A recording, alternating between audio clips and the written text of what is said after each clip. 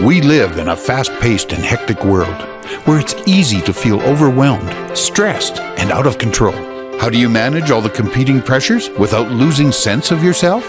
How do you stay focused enough to not only plot a path, but follow it? Welcome to Recovery Road, a show that offers inspiration, insight, and intelligence, as well as success stories from many walks of life that can show you how you can control your own destiny. Our knowledgeable and entertaining hosts and their guests give practical advice that you can use every day on your road to recovery. Now, here are your hosts, Leaha Mattinson and Greg Bird.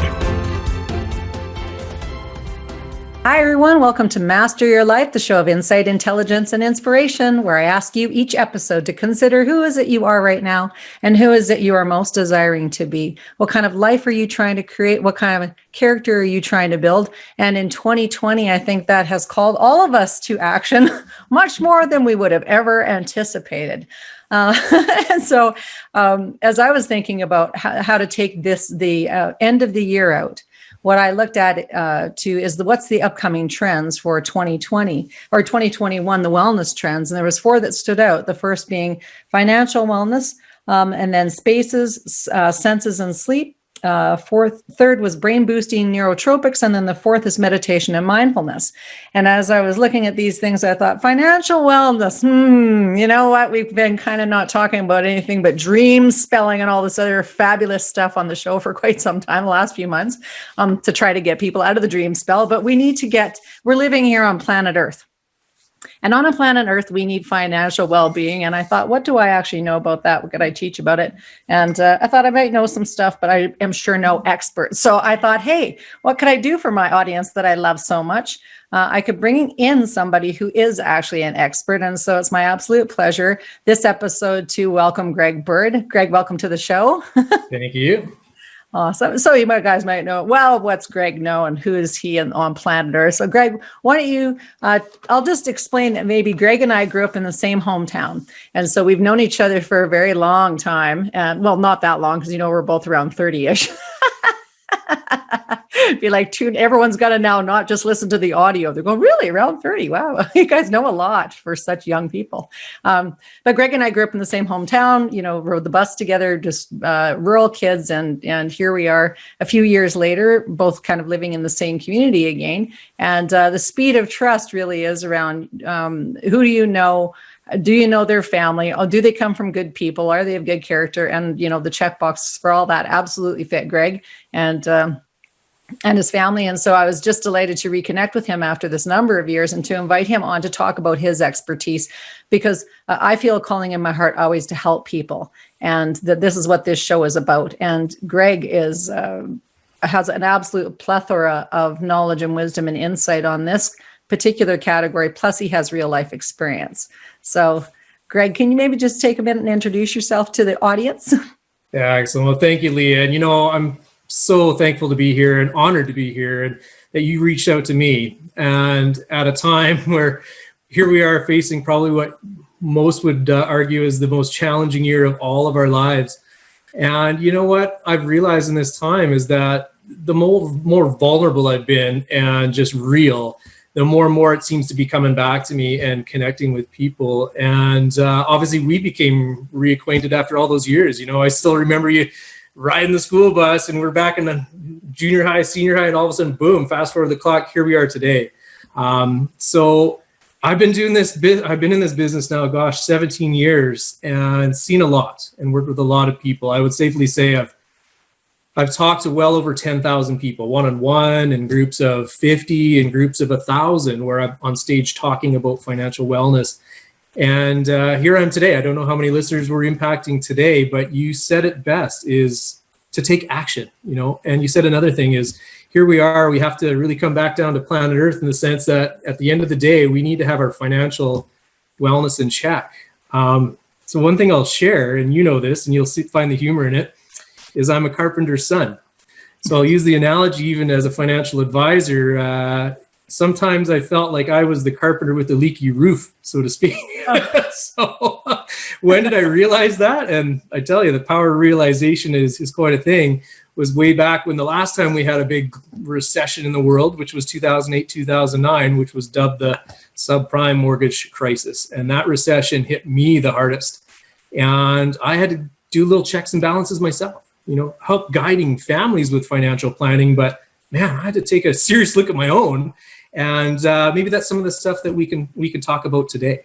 Yeah, some of the action steps and what did I do? And, so there's so many questions that come around that we have to ask ourselves, and the power really starts here in ourselves.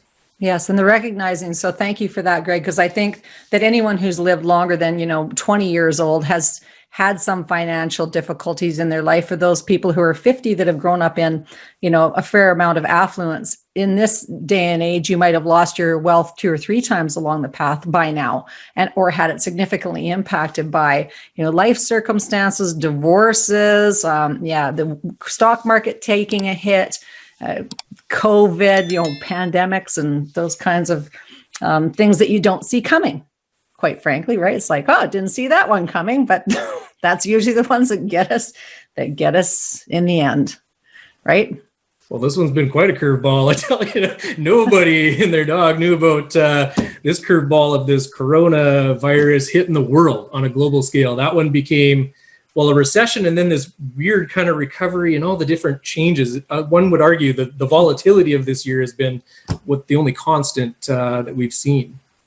Yes, unreasonable circumstances. Right before this hit, I was actually in a, we'll call it a mastermind group with some folks from, retired folks from wherever, like just blue chip consulting kind of firms and stuff. And they go, oh, all we were talking about was, this big $1 trillion transfer of wealth that was going to be happening and blah, blah. And then all of a sudden COVID hit. And it was just like, we went from actually, that was the conversation to holy, like our whole lives are on tilt. And now this transfer of wealth, we're getting close to a year now since that whole thing hit. Like we're well into the 9th month of this thing. And that, the wealth transfer has not been what people thought it was going to be. A lot of people have used up what little wealth they had just trying to coast through this particular circumstance. So again, there's this really cool invitation, your carpenter's son analogy. We're on the 21st right now. So for those of you who watch the sky, this is the night the Star of Bethlehem happens. So if you're going to watch it, get on it, because it only happens once every couple thousand years. And so that might be a cool thing. And but there's also this energy that's happening right now until the end of the year where people can really change what it is that they've been doing up to this point that may not have been working for them. And that's much more than just about a New Year's resolution, which I think people go, oh, you must just be talking about New Year's resolutions. No, I'm absolutely not talking about that at all. I'm talking about this real pressure that and contraction that people have been going through now. Well, actually, since 2008, for sure, 2012 was another time where people went into big contraction. And so here we are again. And the wisdom in this is, are you going to put yourself through another contraction, or are you going to learn from some of this stuff and get, yourself dialed in a little bit better? And this is the opportunity that's right now. So, Greg, maybe you could speak into that a bit more. I love what you said there. And just to frame it, you look at this last year, and I've got to chat with many people, and I've really kind of reached out as a mentor to kind of give my experience that I've been through up and down, the good and the bad, because you've shared my story and I've got to share yours. So maybe anyone listening today, I hope what I'm about to share with you really resonates with you. And if I can be as vulnerable and relatable as I can to share my story, I think might be a good starting point. Would that be fair? Yes, absolutely. Dive right in. So in my mentorship, there's a big thing about perspective, right? And I think back in a time where I should have known better, and I'm going to say it again, March of 2009 was probably the hardest time in my life. And you and I talked about this last week, where there was one person who was so close to me, was my Auntie Jane, who you played basketball with growing up, Sure where she died. She died suddenly at the age of 40, massive heart attack and other complications. She was like a sister to me. And I took that hard. That was March of 2009. And that one was tough for me. If that wasn't enough, I lost my grandpa Bird. So the patriarch of my dad's whole side of the family, in that same quarter of the year, we lose him. And that was tough. But there was something neat in that whole aftermath of that, is that there was 92 blood relatives at that funeral, including 2 great grandchildren of that bird family of that side. So we have 2 tragedies, one on my mom's side, one on my dad's. All of a sudden, this recession just reared its ugly head, where everything in the market, I saw the worst stuff in my own portfolio go down minus 50%. Like, oh my God, like what is going on here? And we didn't know when the end was. We had a good feeling of where the bottom was. And in hindsight, I didn't know what was right, was in March of 2009, where things then started to go the other way. But what you described, Leah, this aftermath of this year, you can take 2 choices. You can sit and do nothing and continue to be paralyzed by the situation around you. And I've seen that example. We've shared that. Like the extreme example is the mental health issues where people succumb to that. And, I've had to deal with that in my own community with a suicide, quite frankly. Yes. But on the other side is that I've seen people thrive. I've seen people grow over 300% in this time. And then there's everybody in between. So the question comes back to us, is where do we want to be, right? Do we want to be here? We definitely don't want to be here. Where are we? The self-awareness of where we are on this timeline or this continuum, and how do we move to the right? Like, how do we get to the place where we need to be, where our families need to be, right? So I talk a little bit family because family is your main support system, right? It's your emotional support system, as I know you would agree. But from a financial perspective, we have some responsibilities too. I got 4 little birds. They sit right above me or here on every meeting that I do. And they're here, and they're a reminder, because I'm looking at them every single time I'm having a meeting, that first of all, I want to set an example, and I want to instill 4 main core values. I want to instill that perseverance, that no matter what gets thrown at us, whatever curveball, that we're survivors, okay? If I'm the patriarch at my funeral and I have 92 birds and I'm the top of the pyramid and I pass, I want to make sure that I did my job to make sure that most of my core value of perseverance is instilled in all of them if I can do something about it. That's number 1. Secondly is that hard work, right? Mm-hmm. No stranger to hard work, right? I just said I was a carpenter's son. As I do, my dad's been a carpenter since he was 9 years old. He's never stopped. Right. In fact, a stroke didn't even knock him down. He was back up within the year off the disability, even though we all thought he was crazy, but he's a stubborn bird. He's back to work. And, that hard work, that was instilled in me, and I'm instilling it in each one of my 4 little birds. And, I'm going to be that cool grandpa down the road where I'm instilling that in the grandkids. So that's number 2. Number 3, and it ties in with number 4, is honesty. Be honest. And what my dad taught me is do what's right and what's good, right?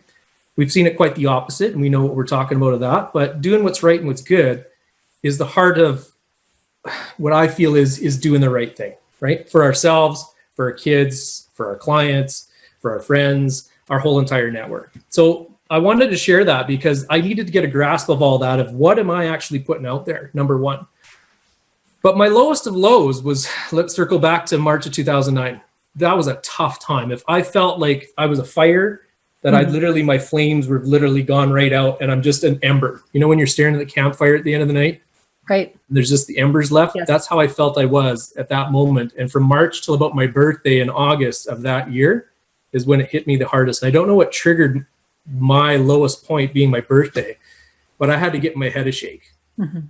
We have kind of an energy tank, so to speak, where it can be fluctuated at any given day. On that day in late August, it was at 1%. 0%, I would have been dead. Like I would have nothing left. We've all, if we're live listening to this right now, we've all had the moments where we feel we're right down to that last ember, that 1%. Right. Yes. So what did I do? What did I do at that point? Right. And I'm just asking that as a rhetorical question, or maybe just to get you to think, maybe what would you do if you were me, or what did you do for yourself if you're at that point? But just think about that for a moment. The biggest thing goes back to how you started this call, is you took action, right? And it started by, the first thing is that self-awareness check. For the first time ever, I felt like, oh man, I just had to kind of take a step back. And there was power in that, of realize where I was at. And I asked myself some really important questions, like, how did I get here? Right? You were asking the same question to me when we were talking about everything together, and how I got to hear your story, Leah, is how did we get here? How did I get to this point in my life? How did all the decisions lead me to where I am today? There was a power in that, of really asking myself that question. and really letting that sink in, okay? And there's a lot of realizations that come from that question alone that took months, the ensuing months after that fact. Took me 6 good months to really realize, how did I get there and where did I want to be? So that's number 2. Where do I want to go from here? Okay? It took by taking that next step. Take action. I had to just put one foot in front of the other, even though it was baby steps at first. Right. Taking action was the best thing that I did at that time. So if any one of you are listening or at that point you feel right now, it's just taking action after you ask yourself that question, how did I get here? Because if you didn't learn anything, you're just going to carry on the same thing going forward, potentially, right? Right. And this is so important right now, Greg, because what people are being taught is cancel culture. It's you cancel out everything, right? So you don't actually notice anything that you've done in the past. The past is just the past. Let go of the past. Don't even think about the past. But if you don't look at the past and you don't acknowledge it, it doesn't mean you have to lay back in the bed of whatever you were doing and, bathe in it. But you've got to actually feel the feelings of what it was like to be in that position in order to emotionally have your why of why you would actually want to do something new in the future. Do you find that a lot of people struggle with that, just not wanting to look at the past at all? Or oh yeah, it goes back to that continuum. There's the extreme examples, that ones that know exactly where they are, ones that have no clue and they're paralyzed, and then there's everyone in between. So you're bang on by saying that. Is as a coach, as a financial coach, just as you're like a wellness coach and people turn to you as a mentor, is how to then coach them through this time. So I was left from there's a phrase that a good mentor of mine, his name was Ken Kukin, and I love the guy to this day because he taught me one thing, is surround yourself with good people. Right. There's a lot of power in that. Is once I realized, first of all, who are the good people? Right. And how do I surround myself with them? I then answered the next question. And the next question is, after I asked, how did I get here? Where do I want to go from here? Is, what was my most valuable asset? So let that question sink in for a second. I know the answer because it's in my exam I had to write to get into this business 17 years ago. That actually was one of the 120 questions. What is your most valuable asset? Right? So if back in 2009, everything was taken from me, my business, now some of my family members around me, all my money seemed to be going down, and I was scraping every last penny to survive. What I realized my most valuable asset was me. It was my income earning potential of getting back out there and, working hard like my dad. If I didn't have that example set in my head, I maybe couldn't answer that question right there and answer that question for myself. Is I'm my most valuable asset. It starts with me. Get me healthy again, get me back on my feet, let me do good and get back out there and do what I do best. So I asked myself a question after that moment, up until today. Every single morning I ask myself one question. You know what that is? Tell me. Do I love what I do? And if that answer is no, I've got accountability partners out there, be it close friends, close family, that I can call or text at any time or email and say, hey, for some reason I've answered the question no, and they're at my beck and call because I know I would do the same for them. Right. Greg, are you loving what you do? And I can honestly say, since that moment in time, I can answer yes every single day. And man, my life has taken just a turning point. Once I realized that I love what I do, you can feel the energy off of me, because when you do that affirmation is powerful. Yeah, then it's easy, right? Because you are in flow with what it is that is the path that you ought to be on, instead of struggling against the stream. You're in flow with the stream, and taking the easy path, the easy inflow path, which also consequently ends up in you recovering. Maybe did you recover from the decimation? You look like you recovered, but for those of you just listening, just tuning in, how's the recovery been? Yes, I did. And, all my managers back in the day, 17 years ago, they talked to me about, oh, yeah, get into this business, you'll be the $1 million salesman, blah, blah, blah, blah, blah. Yeah, I never knew what that meant. And they said this thing that kept coming out, and you hear it in the commercials every once in a while, financial freedom. They always talked about financial freedom and what that was. And you're like, oh, when you get into this business, you can do that within a year. Well, no, you can't. It takes time. It takes hard work. It takes what's doing right and what's good, and building that practice, but building a stable foundation. And that's some of the secrets I'll share next of how to do that and the right steps to take. But I never knew what that meant, Leah. It took me probably a good 10 years in this business to get to feel, it's not to say it, it's to feel financial freedom, because it's different for everybody, right? If I said $10,000 a month, would you feel financially free? Maybe not. Some people like $100,000 a month. Maybe if someone said $4,000 a month after tax, that's financial freedom. It's different based on the lifestyle that you live. But it took me that long to finally get to that point. But it all started from that day, going back to that time frame, March until August, where I hit my low to start taking the right steps to get to where I am today. And that leads me to my next question, is the why. Well, I just shared with you my why. My true legacy, it's not the money, it's not the fame, the fortune, whatever. It's your family, your kids, if you can have children or have children, passing that on. And more importantly, not the money part of it. It's the legacy, and how do you want your children to then represent you and your family line and your family name. And you and I have talked about this at great lengths, right?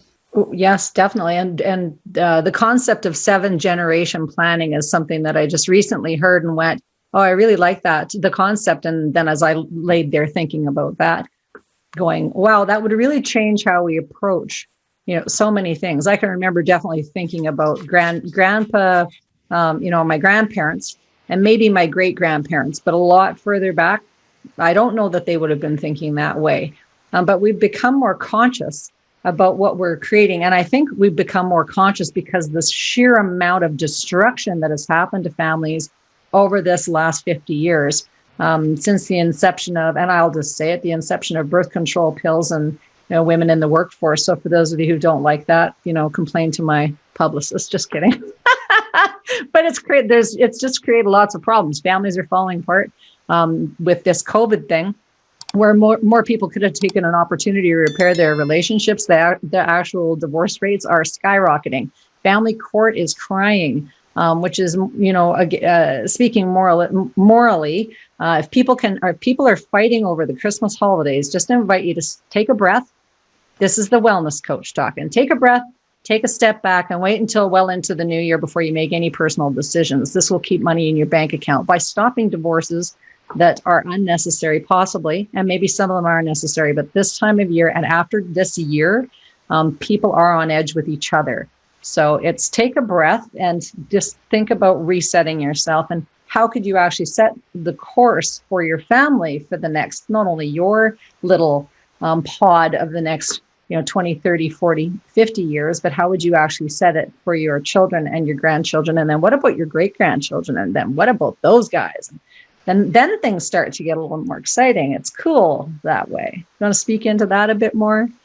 Oh, I love that you brought that up in so many levels. Oh gosh, the number of separated couples and divorced couples I've counseled over the last 17 years has grown, probably at an alarming rate. If it was 50% 10 years ago, that number is probably 65, 70%. But there's a lot of decisions that need to be made. And just with the right advice, the right coaching, people can save themselves from financial failure and destruction. Just take it back, step back, take the emotions out of it for a second and treat it like a business decision. And that's the number one mentorship I say, is just take a step back, like take the fight out of it for a second and just look what you're doing, right? Are you setting the right example for the children, fighting and swearing at each other or whatever about money? That's the last thing that needs to have. So a lot of what I've done in the more so recently, especially at this given year, was really offering that coaching and counseling. Really, that's the pro bono part of what I do. Sometimes I feel like I'm a counselor above and beyond a financial counselor, but I don't think I would have been able to connect with those folks if I hadn't gone through it myself. Because you'd agree, there's a certain level of emotions that you go through that if people don't know what betrayal or anger or any of that stuff is, it's hard to talk at that level, right? Absolutely. And if you don't have children, or if you don't, just all of it, if you've never had health problems, people haven't been out of work, there's so many things that influence the whole financial landscape. And if you're on the outs with your partner, it just is not good. Because usually by the time you get to that point, there's been successive attempts at either trying to fix things. And oftentimes finances are the reason for the divorce, which is this year, again, or the last 3 years, especially in Alberta, because men who traditionally were able to find work haven't been able to. Increase in family violence, increase in, suicide rates, 3 times more suicides in men in Canada this year than in the prior year. And so these are serious social problems and things that we should not be turning a blind eye to. Like to develop compassion, for our fellow man and woman is to really look at what's going on. So to your credit that you're picking up the counselor hat a little bit and stepping into that compassionately, because you can't just provide people, an Excel spreadsheet and go, oh, here guys, here's how that's all gonna, work out. It's all gonna be just tickety boo. That's not how it goes, because there's, depending also on the ages and stages of your kids, or if they've got health issues, or they got dental stuff, or if you do or don't have health benefits, just so much stuff. Yeah, there so much stuff. And you were sharing, and you were sharing an example also about, somebody who had died young that their kids weren't provided for, and how that turned out. Do you want to maybe talk a little bit about that, or wherever you want to enter on that, Greg? I'll comment on that. That goes back. I mentioned the death of my aunt, who was like my sister. Mm-hmm. That family got torn in two, and it was sad how one took the right path and one took the wrong path. Without mentioning any names, it was really sad for me to see the aftermath of that, because I felt like I needed to do something. Like I became the advisor of one, but the other one wouldn't return my calls. And, had I helped one, you can't change things. At the end of the day, there's that analogy, you can lead a horse to water, but you can't make him drink. Right. Well, that comes into play every day. And what you do and what I do is we can give you all the tools, all the solutions, and all the mentorship, and offer experience and wisdom. I truly believe wisdom. But if you don't take it to heart and take action yourself, then it's all for naught. Mm-hmm.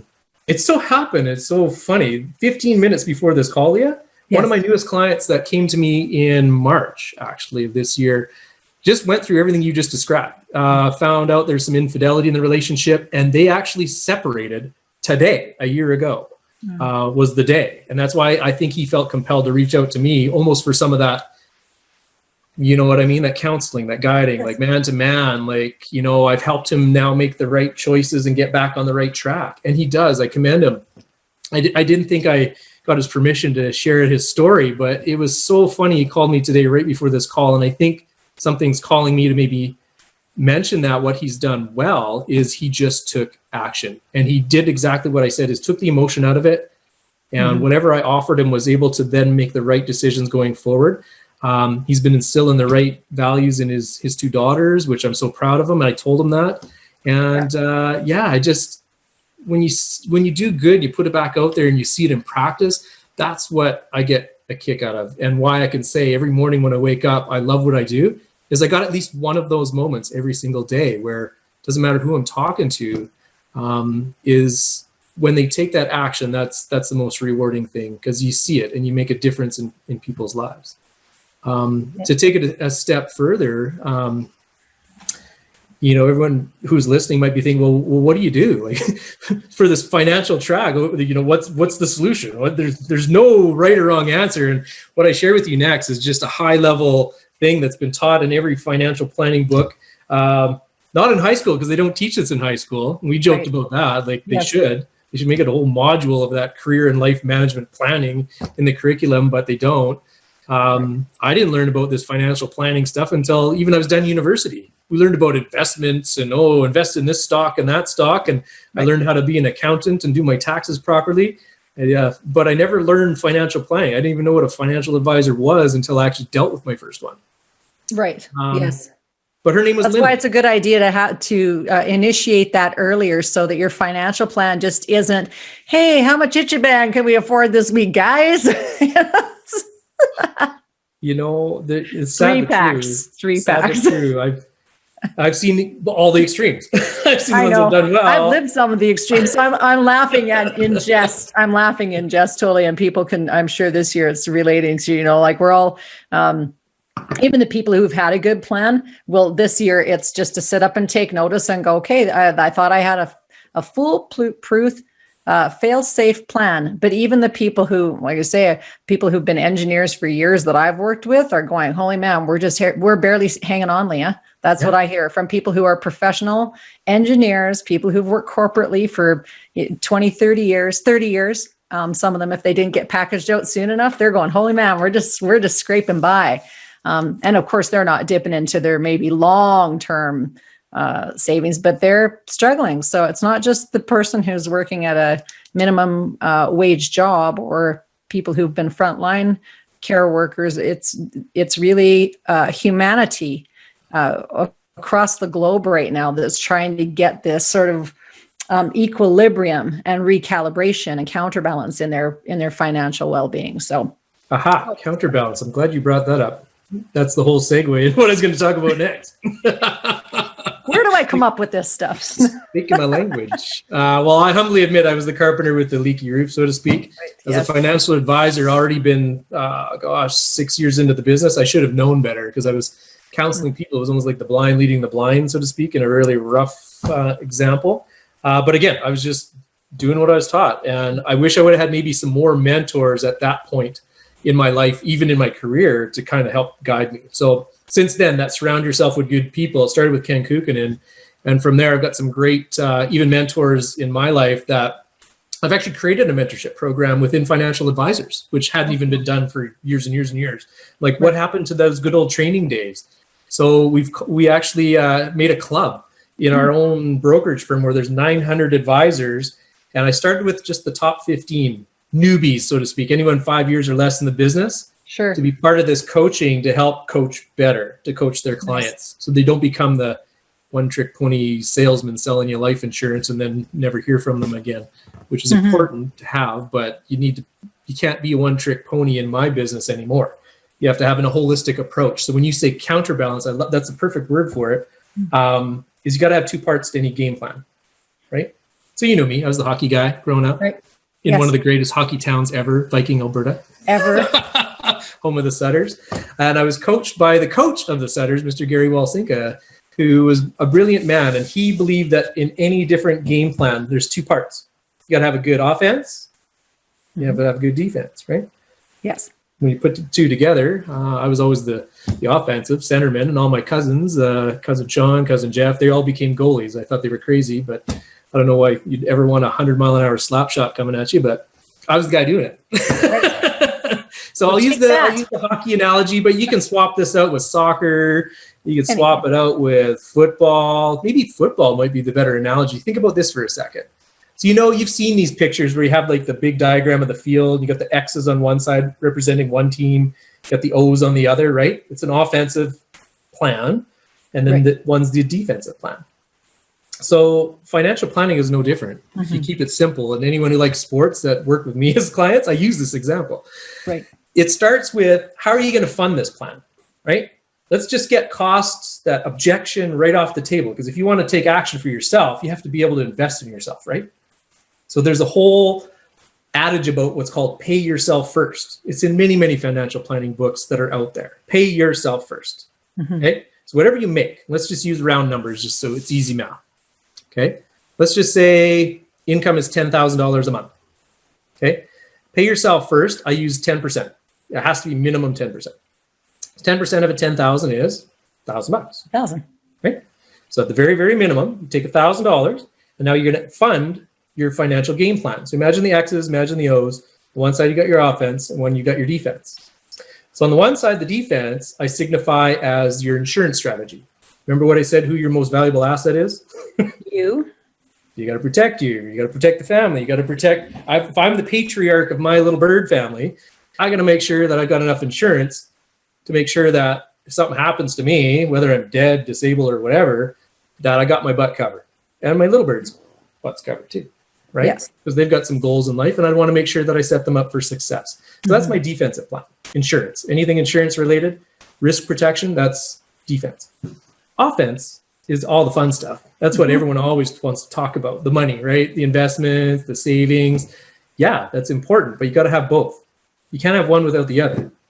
Because I've sadly seen it, and you kind of asked me the question in a roundabout way, have you come across people that have dipped in all their savings, and because they became disabled and couldn't work for a year, I've seen it where they've declared bankruptcy and they had to start all over. Right. The worst example I've seen just happened only months ago, where a good friend of mine that I've known, he was worth $20 million in the oil and gas business 5 years ago. Right. Just declared personal and corporate bankruptcy this year, in this crazy year, because you've seen what happened to that industry. You follow it very closely. Oh, very closely. And it was sad. So had he not had stuff set up properly, there's things that he could have done leading up until that time where he pulled the pin to be able to start over on. So that's an extreme example. And then, of course, we talked about the other one is suicide is an ugly thing, but it's real. It's happening. It's increasing this year to even the people you wouldn't even expect it. And that's tough. That curveball is one of the hardest I've had to deal with this year, is the aftermath of that, of how to do the planning. But that's a whole chapter in my book of how to deal with that is one thing. But let's talk about the game plan. What can we do now? We're live, we're kicking, we're listening all here together. If I'm resonating with anybody, I hope I am. Building on both beats. So insurance, defensive side, investment, savings. So all the different things you hear out there, tax-free savings account is one, RSP is one, education plan, RESP is another. If there's a disability in the family, the RDSP, these are all just high-level things that you need to have and have coaching on to utilize and maximize the effectiveness of them. And then once all those four are maxed out, there's other things you can do if you're a business owner. There's an individual pension plan, things like that. And then there's kind of what I call the overflow, non-registered or open investing. Okay, that forms your whole grid or your whole playing field for investments in the offensive side. And the defense, what I'm talking about, that I mentioned a few of them, the life insurance, the disability insurance to protect you, your income, your paycheck, so to speak, the critical illness protection. And then you had mentioned the health and dental plan. So the braces, kids still need braces. That's not cheap. Kids still need prescriptions. We still need prescriptions. That's covered within all that insurance. You got to make sure you're allocating enough to both pieces. And you're, as a financial advisor, the best thing that they can do is maximize the situation or the game plan for you. Because we're all in different walks of life, right? Right. Yeah. That's the best thing a financial advisor can do, but also how to communicate that, and then the ongoing communication of how do you evolve with the plan is the second most important piece to the plan, because plans change. Curveballs hit. People lose their job. People get divorced. You know, people get sick. In the extreme example, I think I shared with you is someone in my family lost a child at 11 years old. That was devastating. That was 2 years ago. And then 2 years later, I get this phone call saying, "Oh my God, there's this weird silence on the phone," and I was all excited because I get like that. I'm kind of like that. "Hey, how's it going?" And then there's this silence, and all of a sudden turns to like, "Uh-oh, is everything okay?" Well, no, everything wasn't okay.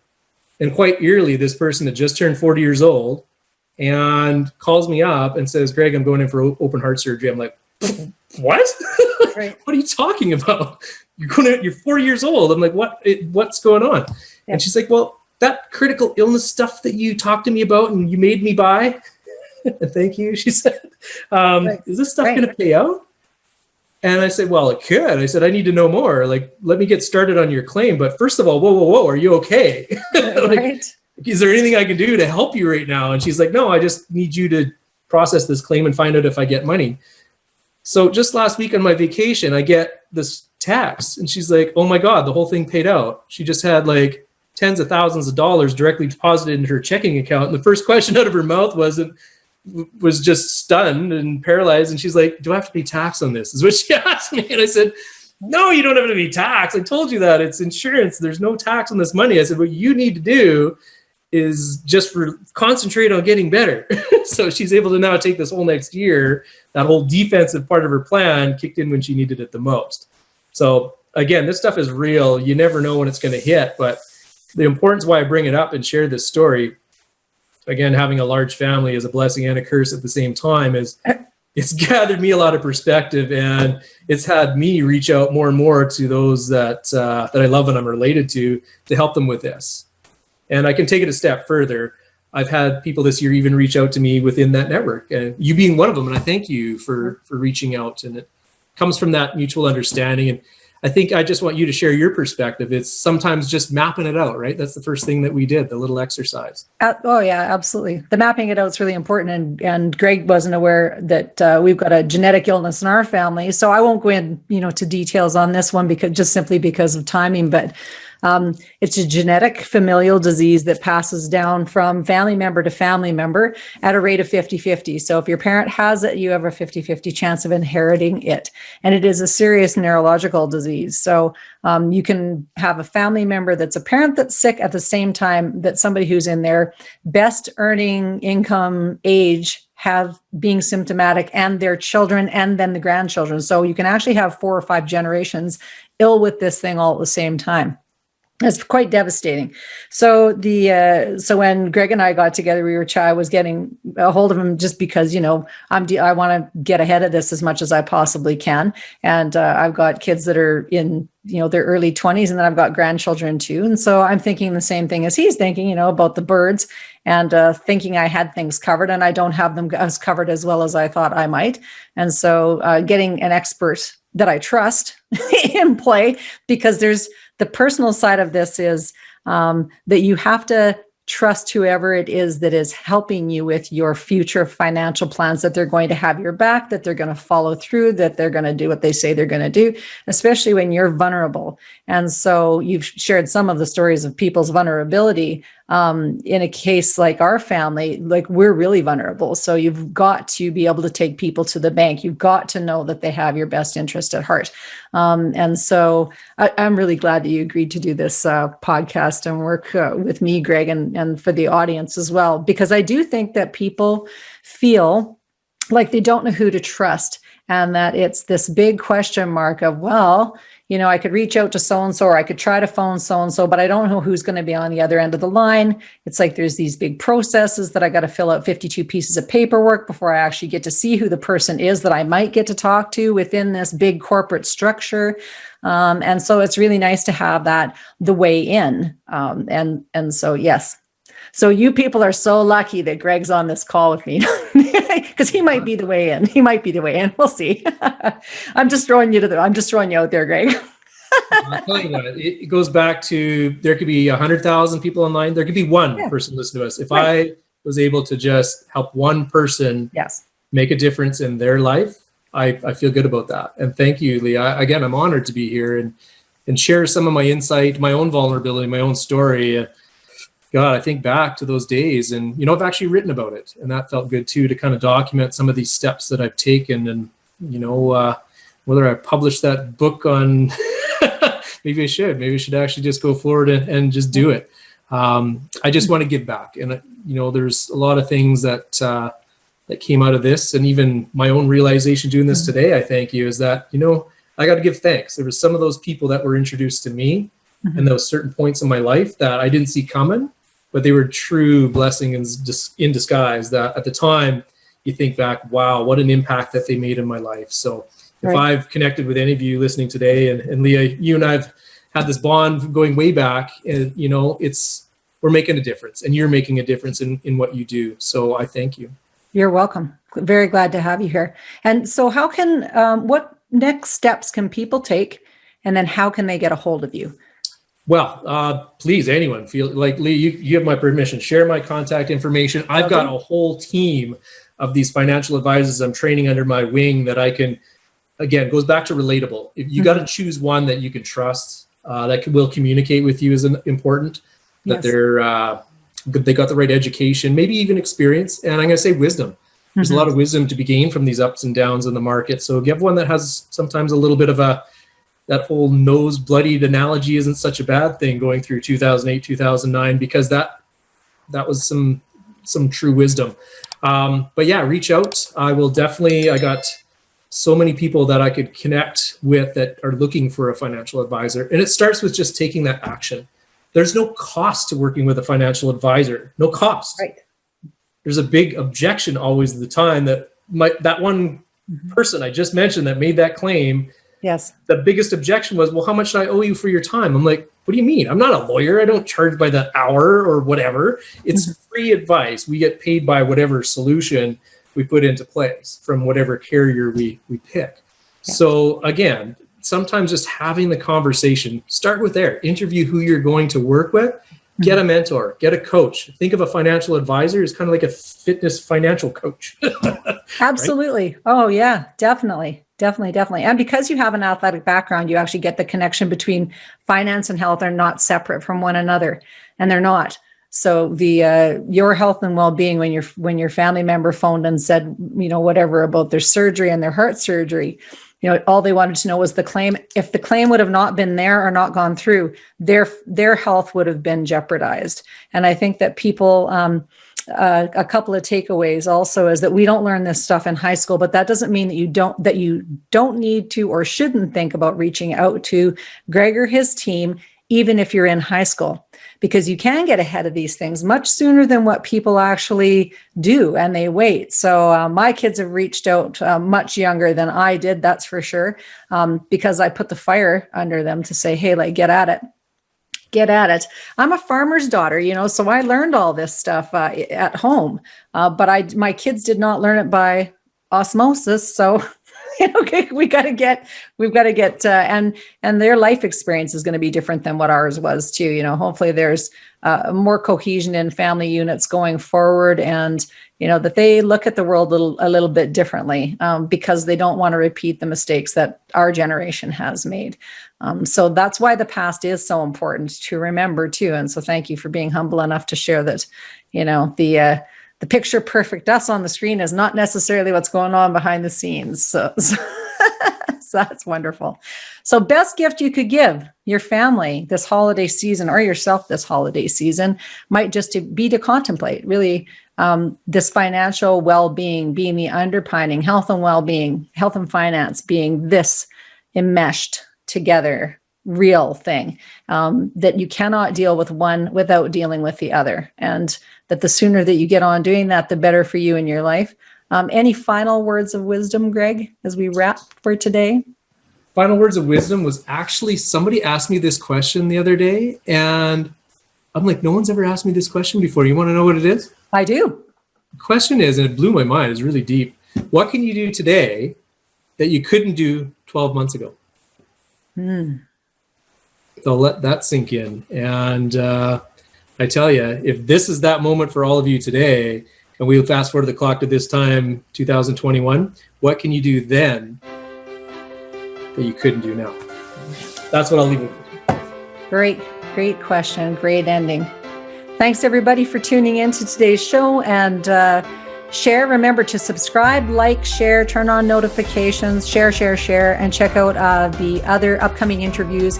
If we're not on YouTube, we're always on ch1.ca.